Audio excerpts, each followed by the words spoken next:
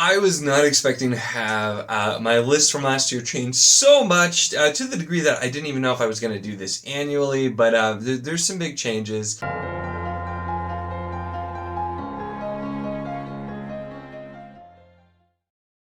Hello and welcome to my channel. In this video, yes, we're doing my top 10 fantasy series of all time. Per the intro, some big changes here, and this is probably going to be pretty long, so let's just jump into it and, with no further ado, get started. So first, a recap of the rules of eligibility for this list, because I do specifically, I have a couple of things. The big thing being that I will not choose or basically consider a series that is either unfinished or that I have not finished. This is, I feel, since it's the top series, I feel like it's important to see both how it starts, the middle, and the end in order to fairly judge. And so that's kind of what I'm doing. So the series that would probably be on the list somewhere if I had finished them or if they were finished do include The Wars of Light and Shadow by Janny Wurts. I finished technically the first 3 books of that series. Absolutely love it. Once I finish it, because I have quite a few more books to go and the last book's coming out soon, very likely that's going to end up on this list somewhere unless things change drastically. So even though I'm loving that, it's one I need to be finished first. Also includes the Clashian Saga by Andrew D. Meredith. And I've read the 2 books that are out of this, and I don't actually know how many books there are going to be, but this is one I can absolutely see being on this list. Andrew D. Meredith is just one of my favorite new authors that I have discovered, but once again, not finished, so can't be here. And then the other one that definitely may have a place in the future being the Drenai Saga by David Gemmell. David Gemmell, once again, one of my favorite authors at this point with everything I've read from him. Never read something from him I didn't like. Have not finished Drenai yet. And so we'll have to see. And I've heard too, so many people say that his other series, past Drenai, are even better. So wouldn't be surprising to see Gemmell popping up sometime in the next couple of years on this list. But another one that, once again, I have not quite finished yet. So those are kind of the rules, some mentions of series that, if you're wondering why those aren't here, that would be the reason why. With no further ado, though, let's jump into it. So, I lied. There's just one tiny bit of further ado here. I've purposely not grabbed any of these books, and I'm just going to do it through the magic of editing so that you can't tell what they're going to be like last time. So, I was smarter with it there, so you'll just have to, you'll get to only see it when I actually grab them. But anyway, let's jump in, starting with number 10. So the last few slots in the 10 were pretty difficult because I had some things in there, and dropping anything out of the top 10 is kind of, it hurts because I'm like, but I still really like this series. But this is the first of our new additions with a series that I finished in the last year, and that is the Obsidian Path trilogy by Michael R. Fletcher. Consists of Blackstone Heart, She Dreams in Blood, and, of course, An End to Sorrow. And this was such a different type of series, and I really enjoyed the first 2 books. And the third book, I was so wondering how it was going to actually be like wrapped up and end, and the ending just was, it felt absolutely perfect for this series for me. So definitely one of those ones where it stuck the landing, really solidified my enjoyment. I'm really excited to read more Fletcher. I have a few other books, but I started these because they were kind of shorter, and then just was going straight through them, getting them as soon as I could. I still need to get the bind up at some point here for it, but really great. This is a very grimdarky type of thing where we have our main character, Crane, who has just a piece of an obsidian heart, and he's trying to find the other pieces and get back his memories, find out who he is, and also find out quite a lot of bigger things as well. The journey we go through, the different things, philosophies, and other just aspects of stories like this, and worlds, and all kinds of things are discussed and looked at here in just a really fascinating way. So for all the things it discusses, the great story, just the unique way that everything is done, this definitely deserves a spot on my top 10 list. So next up, we have number 9. And this one is a returning entry that has dropped a bit and kind of surprises me how far down the list this is, because once again, a lot of good new stuff, but that is going to be the Mistborn trilogy by Brandon Sanderson. So I am a Sanderson fan. I mean, I have most of his books, and I've enjoyed quite a lot of them. And going for like actual series though, Mistborn is still the one I love this. On rereads, I love it. He's done a lot of new stuff, and I mean, we all know that Stormlight's going to eventually get on here as well, most likely. But it's really one of those things that this, for a completed series, I really, really love Mistborn. Just does so many things in an interesting way. The base premise of looking at a world where the chosen one lost, and now we're kind of living with it, and just the way it elevates over time, even just on its own merit outside of Cosmere, just a fantastic trilogy. I don't feel like I have to talk a ton about Mistborn, though, because I feel like most people know what this is, but it still comes in with the 9 slot. Now, we move on to 8, and this is a series I almost took off this list because it got billing on my last one because of how much I respect the series, but my top 10 is of course going to be based quite a lot on my personal favorites, and I still always struggle with this, if this counts as a personal favorite. And then what ended up happening is I was talking about the series with somebody, and I just remembered how much it's really stayed with me, and I'm like, you know what, it does still deserve to be on the list, and that of course is Malazan Book of the Fallen by Steven Erikson. And this was, I've talked about it before, this is not a series I had a good time reading. I don't think I've ever struggled getting through a series as much because with the changing characters, continents, all those kinds of things, it would often take half of a book, any given book, for me to even be into it at all. But I really would then usually love the second half of most of the books. It's one of those things that after reading it and looking back, I just, I appreciate it so much. There's moments, there's plot lines that have just stuck with me, even though it's been years and that I still remember vividly. And so I feel like it definitely deserves a spot on this list. I feel like Malazan is one that if I ever get around to the reread I've been talking about for years, it very well may jump up several places. But with the first read, with how much of a not good time I had reading it, despite how much I appreciate it and how much it stuck with me, it's one of those ones where it stays pretty low on the top 10. It's not to say that it's not an amazing series. It is. Once again, we're going, these are my personal favorites, and until I reread, I don't know that I can put this much higher on this current list. I think it was a little higher last year, but let's get new entries. And number 7. So at the number 7 slot, we have The Faithful and the Fallen by John Gwynne. I know some people are going to be mad that this dropped as well, but it shows you there's some new stuff coming, I swear. But Faithful and the Fallen was just such a fun series. It's one of those things where with Malice, I wasn't entirely sold. Valor got a little bit better, but it was Ruin and Wrath that just really, really brought it home. It's definitely kind of a more sword and sorcery, classic fantasy kind of style of thing, except with like a blistering pace. It's got a lot of the tropes that some people don't like, but it's just the characters, the found family, the like heroic fantasy kind of aspects of it. I just absolutely enjoyed. And the last 2 books I loved so much. I feel like most people have heard of this one as well, so I would hope most people have heard of just about everything I'm going to mention. But probably not something I need to go into crazy in-depth with. And I know this doesn't necessarily work for everyone, and I know some people would have this much higher at the top of the list, but really, really great series that I had a blast with. Definitely one I'll reread, hence why I'm trying to get these bigger copies instead of the UK ones I have over there, just because this will be a lot nicer to read. But another just really great series that I am proud to have on this list.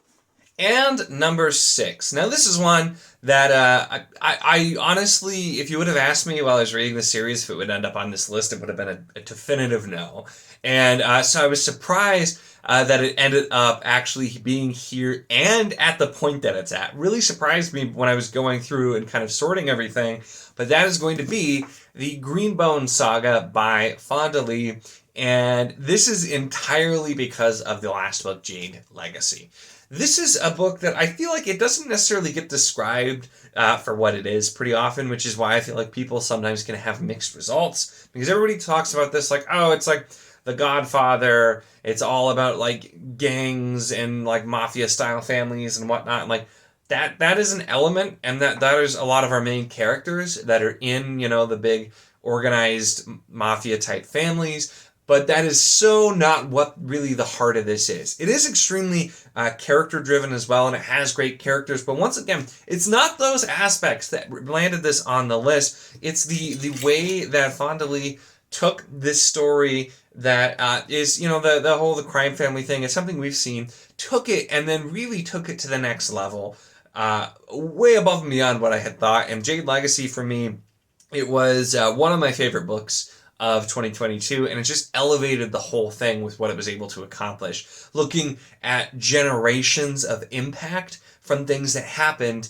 in the first book, things that happened over time, and looking at really the struggle of groups of people who come from powerful families of magic users as they try to figure out where they fit in a world where slowly their magic is becoming less and less important, and where changes have to be made and their old ways aren't going to make it. And that's really what we're looking at, is these characters dealing with that and the societal implications of that, as well as the entire geopolitical situation as we look at several countries and explore what the impact of their decisions in business and other industries and all this kind of thing, and the changing of it, and really the way it gets such a societal impact in Jade Legacy just blew me away. I could not believe how much I loved that book, and really elevated the whole trilogy. I don't think I've ever had a last book elevate a series as much as this one, and so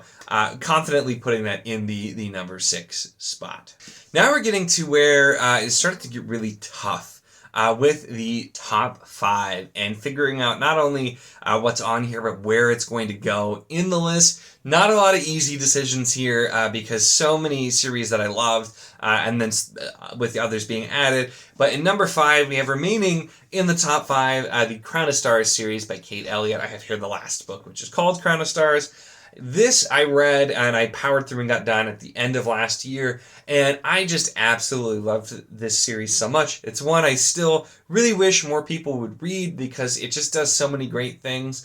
I have a whole why you should read on this series, but it's kind of a medieval setting. It reads almost as like historical fiction with quite a lot of fantasy elements. It has a lot of a feel like you'd get in like George R.R. Martin with that kind of medieval world. Very, very realistic style there with how all of these things work, as well as just immense world building that continues to expand and bring in more each book as well. And just the amount of the world building and the characters, it's like a mix of Martin, Hobb, and Jordan in the best possible way for me. I absolutely love this series. I don't know. I'm still planning to read pretty much everything Kate Elliott's written. I don't know if anything's going to get up to my love of this. This is the only like really big, long, epic fantasy series she's done. I'm really excited to get to the rest of her stuff. But I love this series. It's another one I'll be rereading the rest of my life, and I just, it makes me so happy. So check out Crown of Stars. Please, more people need to read this series. And now we have the point where things might start to get a little bit surprising as we get into number 4, a series that definitely did not change in the way that I thought it would for this list, and that being The Realm of the Elderlings by Robin Hobb. Now I have here Fool's Fate. Now this is the last book in The Realm of the Elderlings as far as I am concerned. I do not own copies of the other 7, and they're dead to me. This is a series that, as of the first 9, just counting the arc as a pretty complete end. I kind of bent the rules a little bit with, I mean, they're my own rules, so whatever. But I bent the rules a little bit with, I hadn't finished the whole series, but based on the first 9 books, and even if you're just considering, you know, the Fitz trilogies even on their own, I had this at my second all-time favorite series last year when I made the video. Then I read the rest. Now, I didn't care for the Rain Wild Chronicles. I know a lot of people generally agree that that's kind of the low point of the series, and I was willing to get past it. It added some stuff, and I got through, and I'm like, okay, it's fine. You know, other series sometimes have that little dip or the slow point. I can get past that. And then I read the final trilogy. And while the first book in that final trilogy, I had some issues with a couple of choices, but overall, I absolutely loved it. It was the 5-star, just wonderful Hobb book I was looking for. I get to the second book, I start to get really concerned. There's more and more going on that I don't like the way that things are being done. And we get to the third book, which was just a train wreck to me. It was not very good objectively. I would say there were a lot of the things, the way the writing choices were made, that were just done poorly, or they didn't make sense. It just didn't feel like Hobb to me, and it really hurt my overall opinion of the series. I'll still be reading these first 9. I will not read the last 7 ever again. And a series that I really thought maybe the new number 1 by the time I was making this video has now dropped down a few places, and I couldn't drop it any further than 4 just for my love for these first 9 books, but it was my biggest disappointment of 2022, 100%, was finishing this series and just being so incredibly disappointed by it. So that's where we leave off with Realm of the Elderlings at number 4. All right, so now we're jumping in. We're at the top 3, and we still have a new entry here. Not all things that we've seen before. So, and plus with Realm of the Elderlings being number 2, you know, there's some room for change. But let's jump into number 3. All right, so number 3, and like I said, it really gets hard here because I'm judging series really on a lot of different parts. I'm like, were there, you know, not just the final book, how they ended, were there down parts, you know, series that I talked about that I absolutely love, but I'm like, this part kind of wears it down. So getting into the top ones, it has to kind of get to the point where the good vastly outweighs any of the bad, or there's just not a whole lot of bad. And that's where we get to number 3 being The Long Price Quartet by Daniel Abraham. This was just such a wonderful series, and it was one that after just finishing it, I was just sitting and just enjoying how much I loved what Daniel Abraham was able to do here. This is, you know, one book-size thing for some of the really big epic fantasies, but 4 books going over, once again, generations of time, of the consequences of actions, exploring these characters in such detail, and having the innermost details of these characters and their actions, showing what happens, also while having a really unique world and magic system. That some of the aspects of the world you can definitely see, you know, what groups of people some of these countries are supposed to be, but the way the magic system was weaved in was just done in such a fantastic way. And the ending I thought was absolutely perfect. There really wasn't a book in the 4 that I didn't enjoy. And just each one kept building on the last in such a satisfying way to come to a fantastic conclusion. It's a great series. I know it's not going to be for everybody because of the style, but it worked so well for me and has just made me really excited to read more of Daniel Abraham's stuff as well. Definitely recommend. I feel like a lot of people, it's become much more well-known on BookTube, and I don't think it was super well-known before. You know, I've already heard Alan talk about it and everything, but such a fantastic series. One I just loved. If you're with me like to this point, it's definitely worth checking out, I will say, if you've not already. All right, let's get into number 2. So with number 2, I actually was, as I was going through and sorting these, I'm like, I know this is going to be high, but having this be the new number 2, I thought about it, and I'm like, you know what, I think it really does fit, and because, well, I know other people had different reading experiences, for me, the Memory, Sorrow, and Thorn trilogy by Tad Williams was just from start to finish not a dull moment for me. We start out pretty slow with meeting our character and the setting, and I know a lot of people thought, you know, the pacing is off and you have the just massive 2 Green Angel Tower, but I enjoyed this whole thing, every page of it. It did so much that I loved with the classic fantasy style while also having unique elements and elements that felt like it was from a much more modern setting because of the fact that it wasn't doing a lot of the things that other authors just kind of did. And so really just a wonderful series. I'm so excited to read Williams' other series. I got Shadow March over there and also The Last King of Ostenard as well, which I've heard some people say is even better than this, which is going to be really tough to beat, obviously, with where this is sliding in on my list here. But just a wonderful story. Has that classic feel, the coming-of-age elements, but has just so many elements with the good versus evil and a lot of other things mixed in with the shades of gray, the prophecy, the way that things work. So many elements, but done in a just wonderful, wonderful way. And so Memory, Sorrow, and Thorn has made it up to the 2 spot.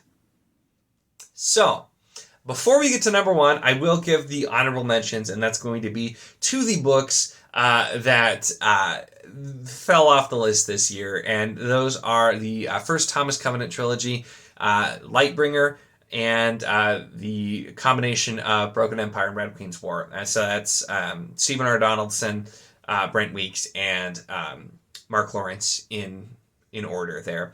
And so these books are all ones that where they were definitely on the list. And the one I found the hardest to drop off is Thomas Covenant because such a technically just a perfect trilogy at the end of that book. I loved so much about it. Although we went once again to my experience, and that was one also I had a little bit of trouble getting through at first. Although the further I got, it just built on it. So that one was maybe if I reread or once I continue, that I could very easily see that coming back up onto this list. But drop that down. Lightbringer just being a series I really enjoyed, and I think it gets way too much flack. It does have some flaws though, and so I wasn't able to put it over the other books on the list. And then Broken Empire and Red Queen's War, books that I really enjoy. I've got some special editions over there as well, and just kind of got to the point where really, really good, but it was hard making this list, and so it was a point where I had to make some cuts, and so those ones were the ones that were toward the bottom of the list last year and ended up getting replaced this year for it. So now let's talk about number one, and I know it's really no surprise, but that is going to be The Wheel of Time. Yes, I know. You've heard me talk about The Wheel of Time. You know it's my favorite. You probably weren't expecting it to change. I honestly was, though. I thought Realm of the Elderlings could do it. And, you know, there's some series I'm reading now that also maybe could do it once they are done and are eligible for inclusion. But at this point, while I read a lot of great stuff this year, I had some new entries to the list. It was nothing was able to take The Wheel of Time off the spot.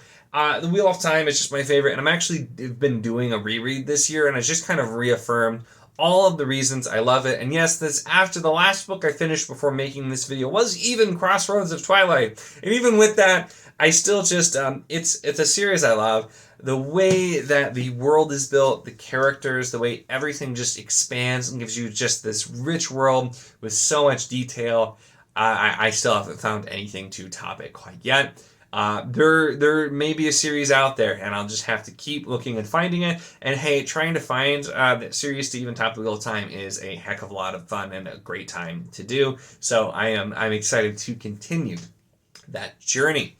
That is it, though, for this one. So let me know, were there surprises? Were there things you were expecting to see or were surprised to see that you didn't expect? Do you agree with my list? Are you like horribly offended by my exclusion of something or how I ranked things? Definitely let me know. These are some really fun videos because it's so subjective that it's really fun to have conversations about. So let me know in the comments. Excited to hear from you. Make sure to give the video a like if you enjoyed it. Check the link in the description, as always, for the Wizardly Do a Discord if you want to chat books. Are there any of these books, any of which I would love to talk to you all day and night about? Any other books, any books, really anything at all. It is a lot of fun and we'd love to have you. And of course, if you enjoy my content, make sure to subscribe.